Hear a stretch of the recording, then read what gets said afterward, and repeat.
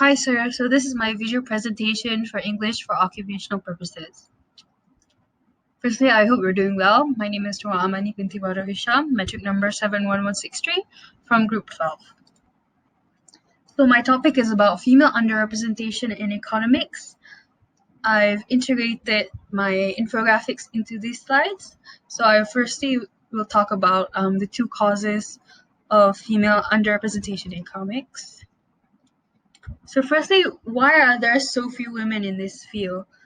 Here we see that women make up about half of undergraduates, but they are only a third of economic graduates. So the economic fields has a worse track record compared to even STEM, and it's notorious for being an all-boys club. So firstly, one of the causes that it is comparatively harder for women to get tenure in economics. So here we see that even in the top 10 American economics departments in the US, only 9% of them are women. So it is harder for women to get tenure, and as you go up the field, women also leave the profession earlier, which causes a gender imbalance within economics in academia. Secondly, female authors are held to higher standards. Hammermesh found that female authors have faced discrimination from top journals since the 1980s. So in a field that is so dependent on how much research you put out, it's important that you publish a lot of papers. But top journals are discriminatory towards female authors.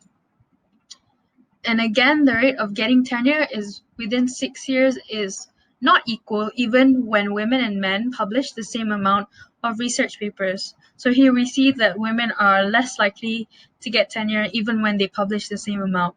And again, this relates back to the tenure, how hard it is for women to get tenure in economics because they are held to different standards, and even when they publish the same amount, they don't get the same chances. So moving on to the solutions to this issue, I think one of the ways to close the gender gap is by having diverse policymakers and quotas for women. So this will normalize female leadership and empower female economists in academia, public policy, and research, because it's also important to have female opinions and insights in economics, because when we're dealing with things like public policy, which need insights holistically, it doesn't just rules and regulations shouldn't just be based around men's needs, but it should also take into account what would impact women. So again, it's important for there to be a women at the table.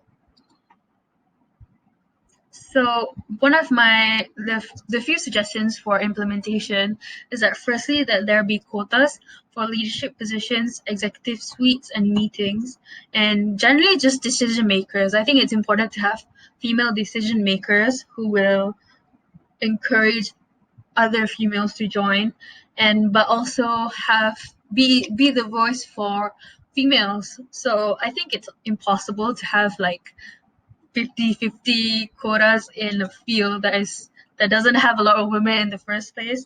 But by just having maybe 30%, 40% female representation, it will help diversify the executive board.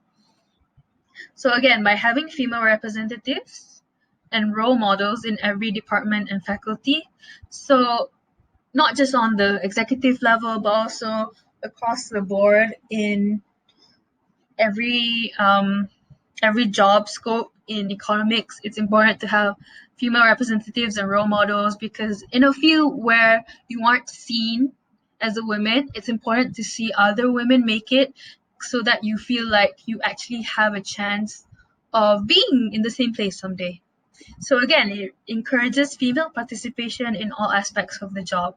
So you encourage more females to join the field and have them be more motivated to actually progress in the field, because before it's always like, even if you're a good economist, but if you're a woman, you're less likely to achieve more, then you'll leave because then there's no opportunities for you. What is the point of you staying if there is no opportunities for you? So these are just examples of women who paved the way that I included in my infographic. And that's about it. So thank you, sir. I had a lot of fun doing this, and I hope this semester ends well. Thank you for teaching me.